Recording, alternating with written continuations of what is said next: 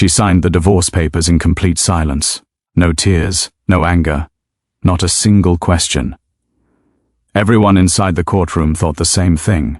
She was just another weak woman who had finally accepted defeat. But no one noticed. The man standing quietly near the back door of the courtroom. He wasn't just watching, he was observing every detail. And that man was her brother, a billionaire. This is the story of Zara Malik, a simple, quiet woman who spent most of her life learning how to stay silent. She married for love, believing that love was enough to hold a marriage together. But after marriage, her life slowly turned into patience, compromise, and endless silence. Her husband, Ayaan Qureshi, was one of the most respected lawyers in the city. Charming, confident, and powerful. To the world, he was the perfect husband. Behind closed doors, he was the reason Zara stopped speaking. Before the story continues, there's a small request. If you enjoy courtroom dramas, betrayal stories, and emotional twists that change everything, make sure to subscribe to the channel. Your support tells me that you enjoy these stories, so I can keep bringing more powerful ones for you. Now, the real story begins. Zara never imagined that her marriage would end inside a courtroom. In the beginning, Ayaan seemed caring and loving. Every promise felt real, every smile felt sincere. But with time, his true nature slowly appeared. Ayaan loved control.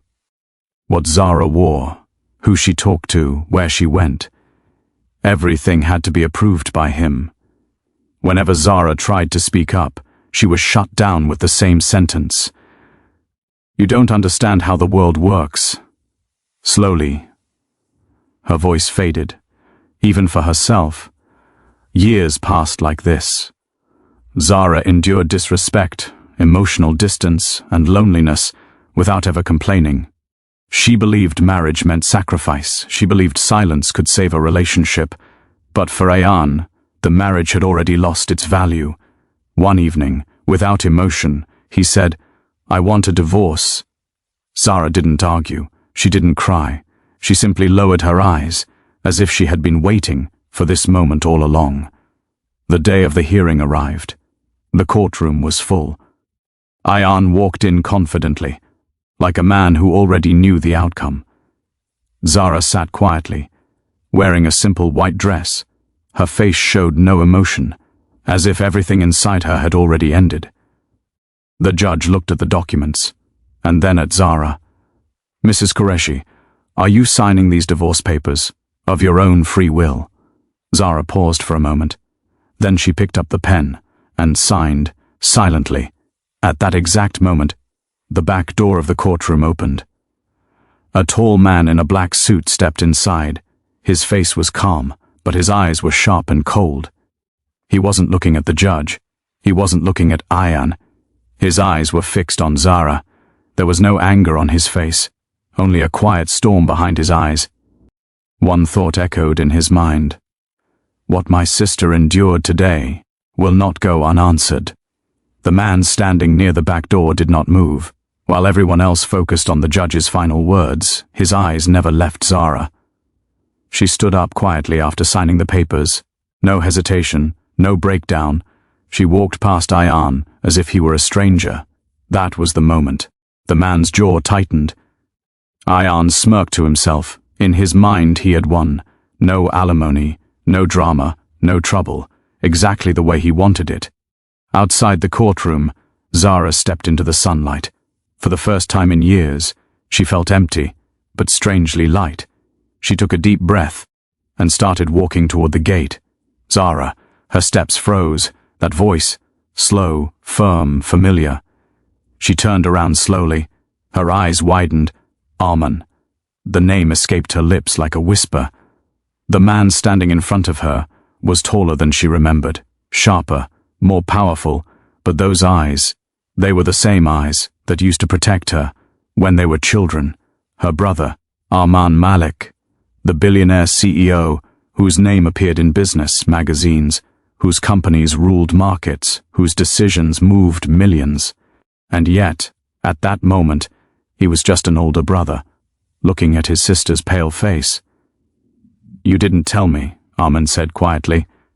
Zara lowered her eyes. "I didn't want to trouble you." That sentence hit him harder than any insult ever could. Trouble. She had suffered in silence for years, and still thought of herself as a burden. Before Arman could say anything more, Ayan walked out of the courtroom. He stopped when he saw them. A faint smile appeared on his face, the kind filled with arrogance. "Well, look at that," Ayan said mockingly. "Did you bring back up Zara?" His eyes scanned Arman from head to toe, judging him by clothes alone. Another silent supporter. Ayan laughed lightly. Arman turned to face him slowly. His expression didn't change. No anger, no emotion, just calm. "I'm her brother," Arman said. Ayan raised an eyebrow. "Brother?" He chuckled. "I didn't know Zara came from money." Zara flinched. Arman noticed. That was all it took. "I wasn't here for the divorce," Arman continued calmly. "I was here to see the man who thought breaking my sister had no consequences." Ayan's smile faded slightly. "And who are you exactly?" he asked coldly. Arman stepped closer. "Arman Malik." The name hung in the air. For a second, Ayan didn't react. Then his face changed. The color drained from it. Impossible.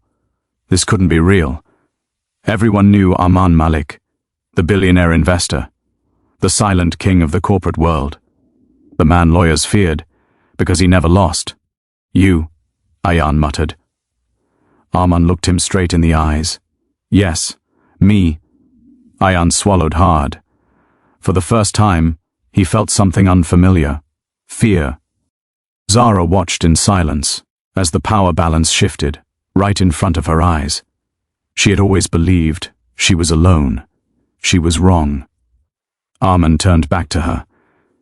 "Come home," he said softly. "You're not alone anymore." Tears filled Zara's eyes, for the first time in years. Not from pain, from relief. As they walked away, Ayan stood frozen. The divorce papers were signed, but he had no idea. His real trial had just begun. That night, Zara stayed at Arman's penthouse.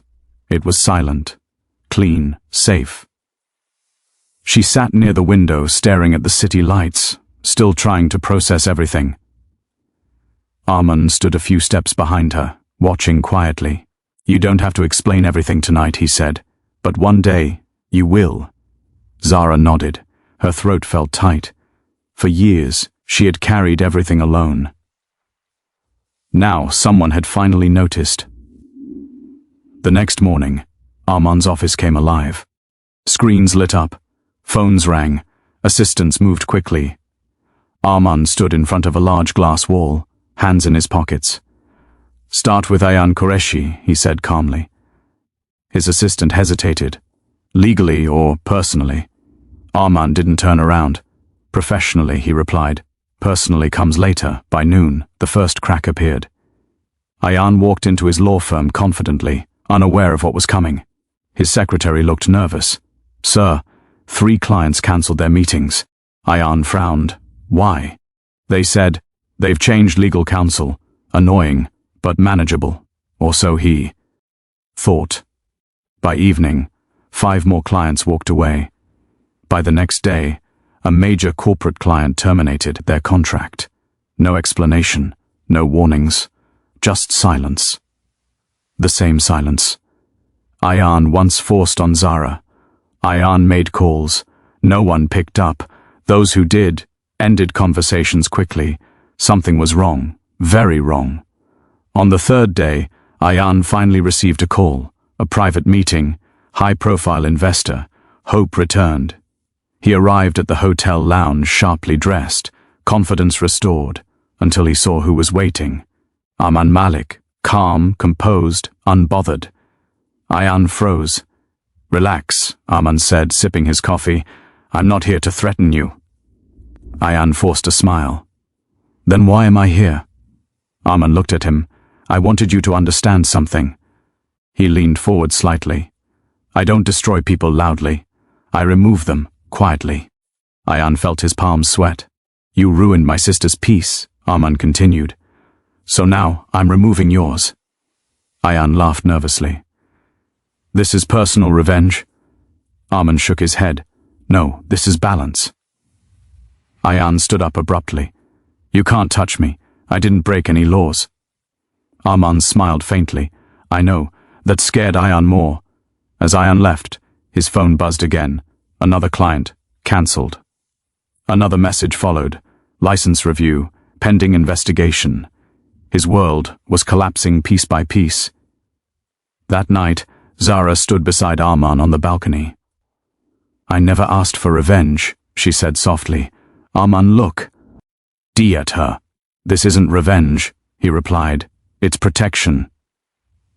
Zara closed her eyes. For the first time, she felt something unfamiliar. Peace. Ayan sat alone in his apartment, documents spread across the table. Sweat on his forehead, fear in his chest. He whispered to himself, what have I done? And far above the city, Arman watched the lights calmly. This was only the beginning. Ayan's name was everywhere now, not in praise, not in respect, in whispers. His law firm's reputation started to crumble quietly, just like Arman had promised. A senior partner resigned without explanation. A long-pending case was suddenly reopened. Regulators began asking questions no one had asked before. Ayan stopped sleeping. Every knock on the door felt like danger. Every unknown number made his heart race. This wasn't chaos. This was precision. Meanwhile, Zara's life was changing in ways she never imagined. Arman insisted she rest, but rest felt unfamiliar. One afternoon, while going through old documents Arman had collected, Zara froze. There were emails, legal drafts, case notes. Her name appeared in places she had never seen before. Arman, she said quietly. There are things here I don't understand. Arman looked at her carefully. Because you were never supposed to see them, he replied. Zara discovered the truth slowly. Ayan had not just been controlling, he had been strategic. He had used her name to move assets, to sign documents, to shield himself Galley. She had trusted him, and he had used that trust as a weapon. Zara felt sick. So the divorce, she whispered. Yes, Arman said. He wanted a clean exit before everything surfaced. For the first time, anger replaced fear in Zara's eyes. Not loud anger, clear anger. I want to speak, she said. Arman studied her face. Are you sure? She nodded. I stayed silent long enough. The press conference shook the city. No shouting, no accusations. Just facts. Zara stood at the podium, hands steady, voice calm. She spoke about emotional control, legal manipulation. Silence forced through fear. She didn't mention Ayan's name once. She didn't have to. Everyone knew. That evening, Ayan watched the broadcast alone. Every word felt like a verdict. His phone rang. His lawyer. They reopening multiple cases, the lawyer said. You're exposed. Ayan dropped the phone. For the first time, he understood something clearly. Zara was never weak. She was restrained. Later that night, Zara stood in front of the mirror. She barely recognized herself. Her posture was different. Her eyes were awake. Arman stood behind her. You did this yourself, he said. Zara smiled faintly. No, she replied. I just stopped hiding, across the city. Ayan sat in darkness. The man who once controlled everything, now controlled nothing, and deep inside, he knew the worst was still coming. Ayan made his final mistake the moment he thought he could still control. Narrative. For weeks, he had stayed silent, hiding behind lawyers and closed doors, hoping the storm would pass. But silence, when driven by fear, has a way of screaming louder than words. One evening, as rain tapped against his apartment windows, Ayan stared at the city below and made a decision he would soon regret. He would fight back. The next morning, headlines changed. Not about investigations, not about regulators, but about Zara. Anonymous sources claimed she was lying, that she had exaggerated, that she was being used as a pawn by powerful interests. Ayan watched the news with a faint smile. This was his world. Manipulation, courtrooms, public opinion. He believed he still had control. When Zara saw the headlines, her hands trembled. "They're saying I did this for money," she whispered. Armand didn't react immediately. He read every article, every word. Then he looked at her calmly. "Good," he said. Zara looked confused. "Good." "Yes," Armand replied, "because now he's exposed himself." Within 48 hours, a legal notice arrived. Ayan was suing Zara for defamation. He wanted to drag her back into court, back into silence, back into fear. Zara read the notice slowly. Her chest felt tight, but her voice was steady when she spoke. "I'll testify." Armand studied her face. "This won't be easy," he said. "He'll try to break you." Zara met his eyes. "He already did," she replied softly. "I survived that. I can survive this too." The coup. Our room was packed. Media everywhere, cameras flashing, whispers filling the air. Ayan entered confidently, dressed sharply, wearing the face of a man who believed in his own lies. He didn't look at Zara. He didn't need to. In his mind, she was still the woman who stayed silent. He was wrong. When Zara entered, the room shifted. She walked slowly, calmly, without fear. She sat straight, hands folded, eyes clear. Armand sat behind her, silent as always, watching, waiting. Ayan's lawyer spoke first. Smooth words, carefully chosen phrases. They painted Zara as unstable, emotional, influenced. A woman who regretted her divorce and wanted revenge. Ayan watched the jury closely. Some nodded. He felt confident again. Then it was Zara's turn. She stood up. The room went quiet. Her lawyer asked gently, "Mrs. Malik, why did you stay silent for so long?" Zara took a breath. "Because I was taught that silence was safety," she said. "I believed if I didn't speak, things wouldn't get worse." Ayan shifted in his seat. Zara continued, "I was controlled emotionally, legally manipulated. I signed documents I didn't understand because I trusted my husband." Her voice didn't shake. It didn't need to. Then came the evidence, emails, signed documents, financial transfers.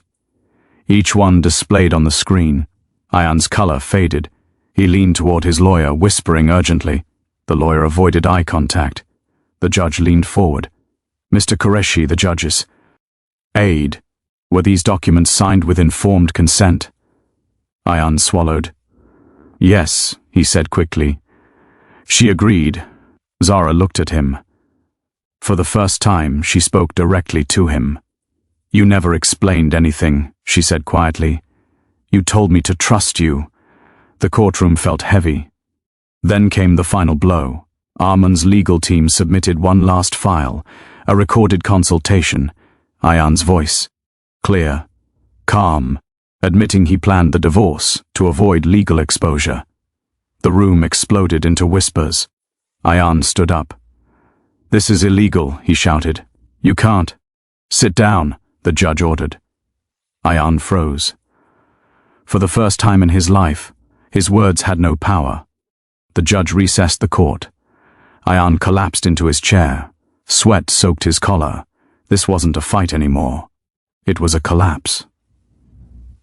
Outside the courtroom, Zara stood beside Armand. Her legs felt weak, but her heart felt strong. "I was scared," she admitted. Armand nodded. "Courage doesn't mean no fear," he said. "It means speaking anyway." When the court reconvened, the verdict was clear. Ayan's defamation case was dismissed. Instead, criminal investigations were ordered. Fraud, coercion, abuse of legal authority. Ayan stood motionless as the words hit him. This time, there was no escape. As Zara walked out of the courtroom, reporters surrounded her. Questions flew. She raised her hand gently. "I'm not here for revenge," she said. "I'm here because silence protects the wrong people." Then, she walked away. Ayan was led out the opposite door. No cameras followed him, no applause, just consequences. That night, Zara stood on the balcony again. The city lights looked different now, not overwhelming. hopeful. Arman stood beside her. "You're free," he said. Zara nodded. For the first time, she replied, "I believe that Ayan's downfall did not come with sirens or shouting. It came quietly. The investigations moved faster than anyone expected. Once the first charge surfaced, others followed like falling dominoes. Bank accounts were frozen, licenses suspended. Former colleagues began distancing themselves, not out of loyalty, but out of fear. The man who once controlled courtrooms now sat in a small interrogation room, answering questions he could no longer twist. For the first time in his life, no one was impressed by his words.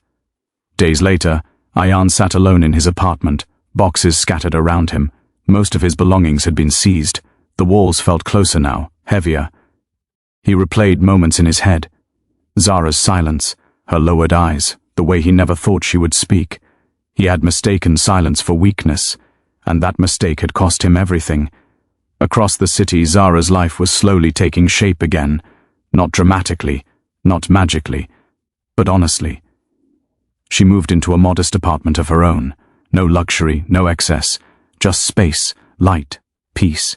Every morning she woke up without fear. That alone felt like a miracle. She arted therapy. At first, she barely spoke. Old habits clung tightly. Silence had protected her once, or so she believed. But week by week, words returned. Not loud words, truthful ones. She spoke about control, about fear disguised as love, about how easy it was to disappear while still being alive. And each time she spoke, she felt lighter. Arman never pushed her. He checked in quietly, listened more than he spoke. One evening, as they sat together, Zara finally asked the question she had avoided. "Why didn't you come earlier?" Arman didn't answer immediately. "I thought you were happy," he said honestly, "and when I sensed you weren't, I waited for you to call." Zara nodded slowly. "I didn't know how." "I know," he replied. "That's why I'm here now." The trial date was set. This time, Ayan was not the one in control. Evidence piled up. Witnesses came forward. Former clients admitted irregularities they had once ignored. The same system Ayan had manipulated now examined him without mercy, and it found him guilty. The verdict was delivered on a quiet afternoon. Ayan was convicted of fraud, coercion, and abuse of legal authority. No dramatic outburst, no final speech, just the sound of a gavel ending a chapter. As he was led away, Ayan glanced around the courtroom, searching for Zara. She wasn't there. She didn't need to be. Zara heard the news later that evening. She sat on her couch, phone in hand, listening quietly. When the call ended, she didn't smile. She didn't cry. She simply exhaled. Something inside her finally closed. Weeks passed.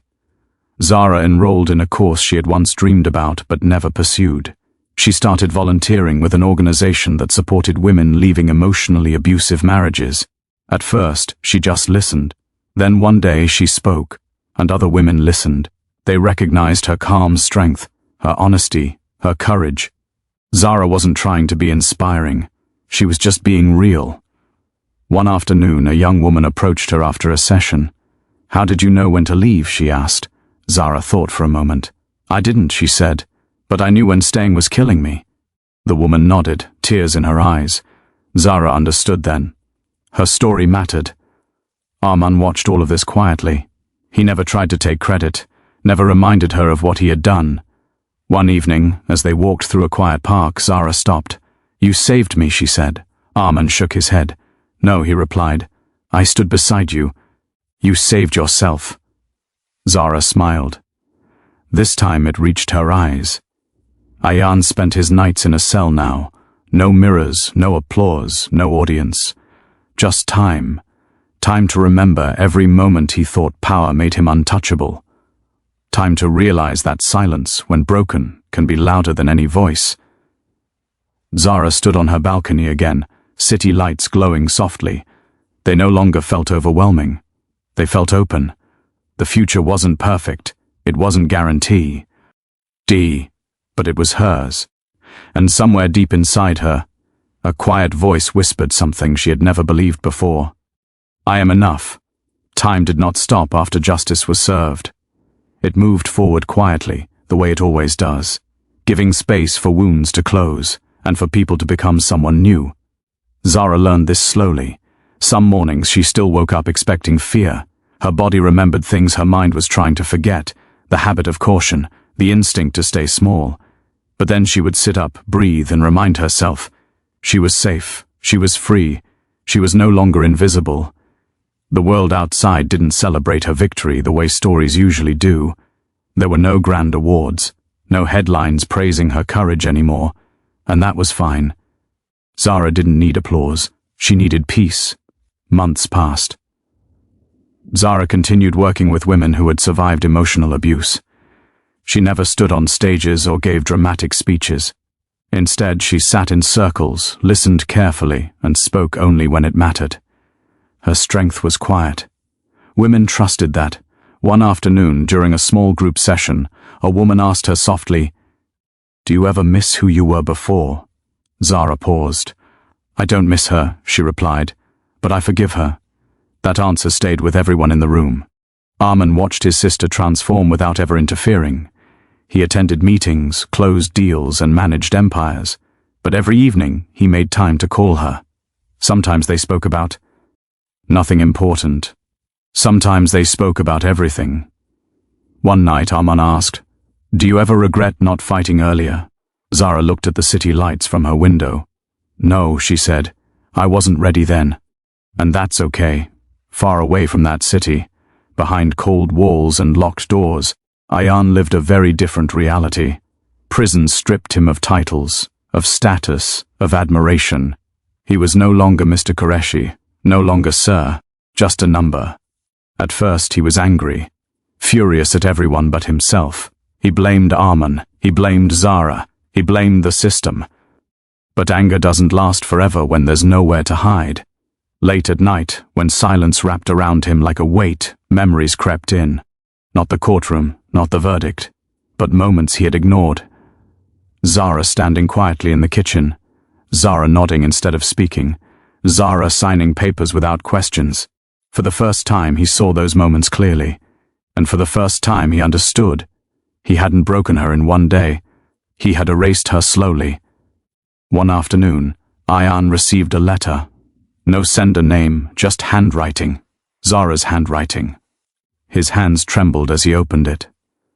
The letter was short, not angry, not emotional, just honest. I am not writing to forgive you, and I am not writing to punish you.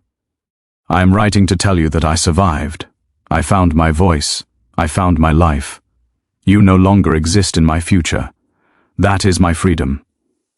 Ayan read it 3 times, then folded it careful. That letter stayed with him longer than his sentence ever would. Zara never asked Arman what he did to secure her safety, financially or legally. She didn't need to know. What mattered was that he respected her boundaries. One day, Arman surprised her. "I want you to run something," he said. She frowned. "What?" "A foundation," he replied. "For women who leave controlling marriages. Legal support, therapy, safe housing." Zara hesitated. "I'm not a leader." Arman smiled gently. "Neither were you a survivor, until you were." She accepted, not because she felt ready, but because fear no longer controlled her choices. The foundation didn't launch with media coverage. It began quietly. 1 office, 3 staff members, a phone line that never stopped ringing. Zara worked late nights, reading case files, meeting women, listening to stories that echoed her own. Some nights were heavy, but every woman who walked out stronger reminded her why she stayed. On the anniversary of the divorce, Zara returned to the courthouse, not for a case, not for closure, just to stand outside. The building looked smaller than she remembered, less powerful. She realized then, places only have power when we give it to them. She turned away and walked forward. Arman stood beside her that evening, watching the sunset. "You know," he said, "people still call you brave." Zara smiled faintly. "I wasn't brave," she said. I was tired. Tired enough to choose yourself. Arman replied. Zara nodded. Yes. Years later, Zara was invited to speak, not as a victim but as a voice of clarity. She stood in front of an audience, calm and steady. She didn't dramatize her past. She spoke about silence, about how power often hides behind politeness, about how control doesn't always leave bruises. And then she said something that left the room silent. Strength is not how loud you fight, it's how clearly you choose yourself. Somewhere in the audience a young woman wiped her tears. Zara noticed and smiled. That night, Zara returned home, removed her shoes, and stood barefoot on the floor. She felt grounded, present, alive. She thought about the girl she once was, the woman who believed silence was survival. And she whispered softly, "You did your best. Life didn't become perfect. There were difficult days, moments of doubt, memories that still surfaced." But now Zara faced them with something she never had before: choice. The city lights outside her window glowed softly. Not overwhelming, not distant, just there. And Zara knew this was not the end of her story. It was the beginning of a life, written in her own voice,